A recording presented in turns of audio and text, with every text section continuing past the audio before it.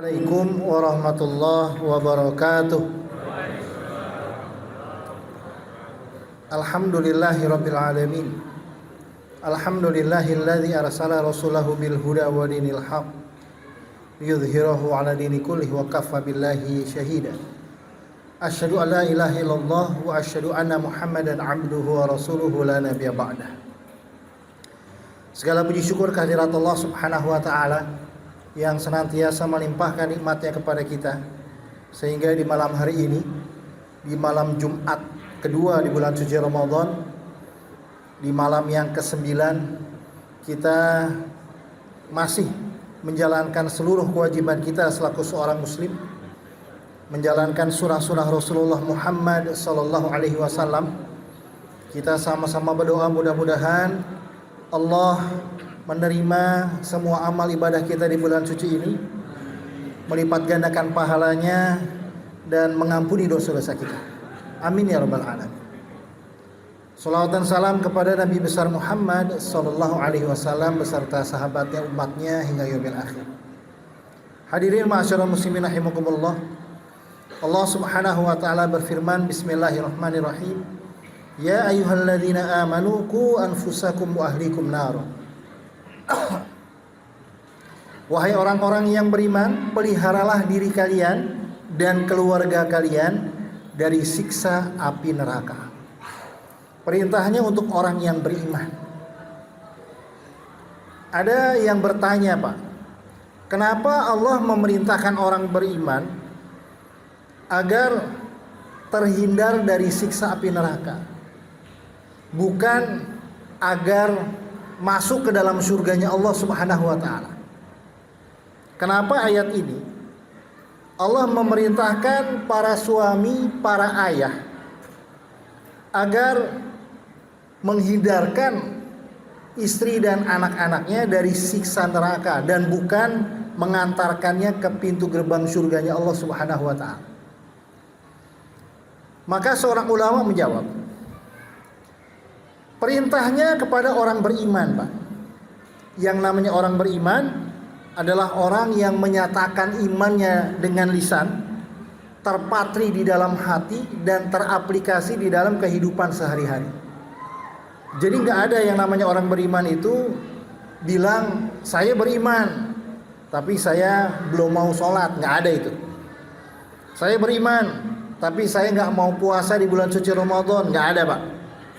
Sama, orang yang melaksanakan amaliyah seorang muslim tapi karena takut sama mertuanya, karena nggak enak sama temannya, juga tidak bisa disebut orang beriman, karena tidak ada iman di dalam hatinya. Jadi kalau orang beriman yang terucap dalam lisan, terpatri di dalam hati, teraplikasi di dalam kehidupan sehari-hari, memang insya Allah ujungnya pasti surganya Allah Subhanahu wa taala. Amin. Pasti, Pak. Sebagaimana sabda Rasul. Tapi ada yang langsung masuk surga, Pak, karena hisabnya semua baik, dan ada yang harus mampir dulu ke nerakanya Allah Subhanahu wa taala. Kenapa? Karena dosa-dosanya belum diampuni oleh Allah Subhanahu wa taala. Kenapa? Karena dia belum bertaubat dengan dosa-dosanya ketika akhir hayatnya. Kenapa? Karena dia mungkin punya hutang di dunia dan tidak mau bayar. Kenapa? Karena mungkin dia zalim kepada orang dan tidak mau minta maaf. Walaupun dia sholat, walaupun dia puasa, walaupun dia haji, Pak, tapi dia harus mampir dulu ke nerakanya Allah Subhanahu wa taala, baru kemudian masuk ke dalam surganya Allah. Ini perintahnya untuk orang beriman. Jadi memang surga itu memang tempatnya.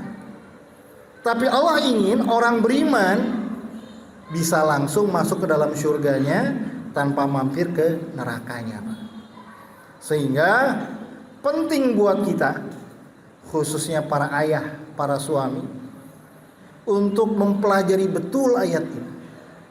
Bahwa kita orang beriman diperintahkan oleh Allah agar menghindarkan istri dan anak-anak kita dari siksa Allah Subhanahu wa taala. Oleh karenanya kita pelajari ayat selanjutnya di surat At-Tahrim ini. Beberapa ayat kemudian Allah katakan, ya ayyuhalladzina amanu tubu ilallah taubatan nasuha. Wahai orang-orang yang beriman, bertaubatlah kalian kepada Allah dengan semurni-murninya taubat. Ayat ini kembali ditujukan kepada siapa? Kepada orang beriman, Pak. Apa perintahnya? Agar orang beriman bertaubat. Ini kan menunjukkan, Pak, tidak ada orang beriman yang tidak punya dosa. Tidak ada orang beriman yang tidak punya kesalahan di mata Allah Subhanahu wa taala. Buktinya Allah perintahkan kita orang beriman untuk bertaubat. Karena orang beriman masih punya potensi masuk nerakanya Allah Subhanahu wa taala. Dan taubat yang dimaksud adalah taubatan nasuha, semurni-murninya taubat, kata Allah Subhanahu wa taala. Taubat yang serius. Dan taubat nasuha, kata para ulama, di antaranya Syekh Qadir Al-Jailani, syaratnya 3 saja, Pak. Enggak banyak-banyak. Cuma 3. Dan ini yang harus kita ajarkan kepada anak istri kita, agar senantiasa bertaubat atas dosa dan kesalahannya. Yang pertama, mengakui, menyadari telah melakukan dosa dan kesalahan dan meminta ampun kepada Allah Subhanahu wa taala. Sadar telah melakukan kesalahan. Ini yang pertama, Pak. Lalu yang kedua, menjauhi perbuatan tercela yang dilakukannya.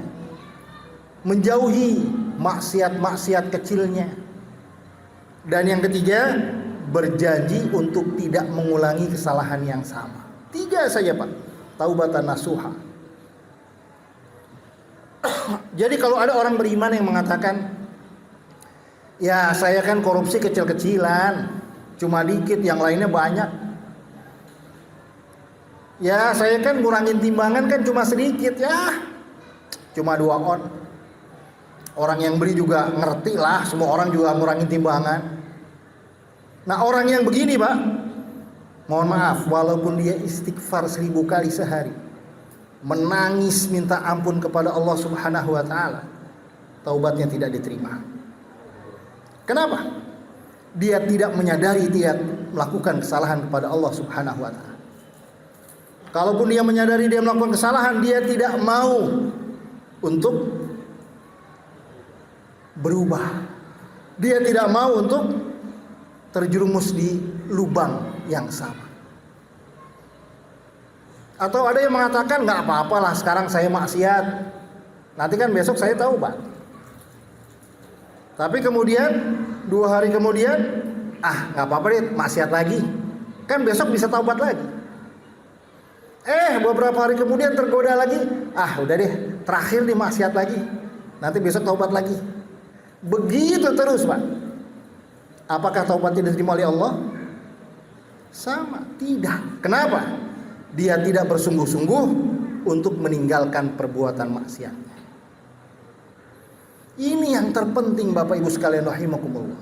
Ajari istri dan anak-anak kita untuk berkaca apa perintah Allah yang belum dilaksanakan dan apa hal-hal yang dilarang oleh Allah masih suka kita laksanakan.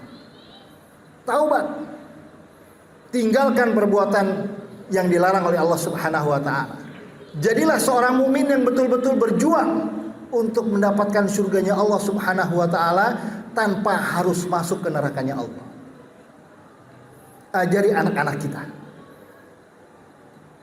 Karena kita faham, untuk bisa masuk surga secara langsung itu bukan hanya butuh pahala yang banyak, tapi juga dosa yang sudah diampuni oleh Allah Subhanahu wa taala. Seseorang, Pak, di dunia nih, saya kasih contoh, punya uang di tabungannya 1 miliar, Pak. Rumahnya bagus, kendaraannya mewah. Orang kaya bukan, Pak? Kelihatannya kaya, Pak, ya. Pas dilihat utangnya 10 miliar, Pak. Bagaimana? Rumahnya dijual, kendaraannya dijual, laku 500 juta. Miskin dia, Pak. Ibarat orang yang pahalanya banyak tapi dosanya ternyata lebih banyak. Sementara ada orang, ya rumahnya sederhana, punya sendiri, kendaraannya cuma motor butut lagi, tabungannya cuma 5 juta, akhir bulan paling habis, tapi dia nggak punya hutang. Lebih kaya yang mana, Pak? Lebih kaya orang ini, Pak. Sebagaimana Rasul katakan, sahabat bertanya kepada Rasulullah, ya Rasul, ada 2 wanita. Wanita pertama, dia ahlul ibadah, ibadahnya kencang, bukan hanya yang wajib, yang sunnah dikerjakan, tapi setiap hari menyakiti perasaan tetangganya dengan lisannya. Kata Rasul, dia di neraka. Neraka, Pak.